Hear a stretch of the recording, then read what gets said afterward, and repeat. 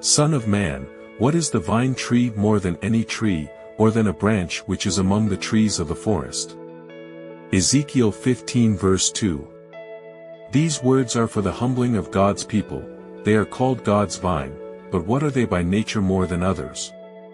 They, by God's goodness, have become fruitful, having been planted in a good soil. The Lord hath trained them upon the walls of the sanctuary, and they bring forth fruit to his glory. But what are they without their God?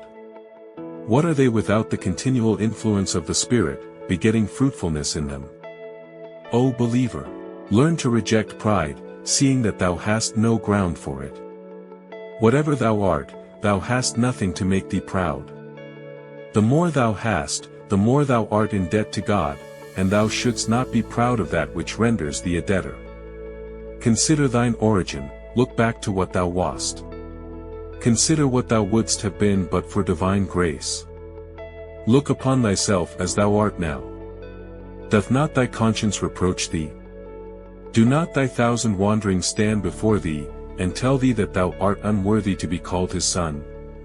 And if he hath made thee anything, art thou not taught thereby that it is grace which hath made thee to differ? Great believer, thou wouldst have been a great sinner if God had not made thee to differ. O thou who art valiant for truth, thou wouldst have been as valiant for error if grace had not laid hold upon thee.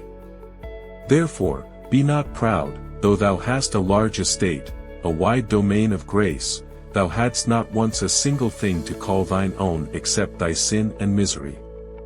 O strange infatuation, that thou, who hast borrowed everything, shouldst think of exalting thyself, a poor dependent pensioner upon the bounty of thy Saviour, one who hath a life which dies without fresh streams of life from Jesus, and yet proud. Fie on thee, O silly heart!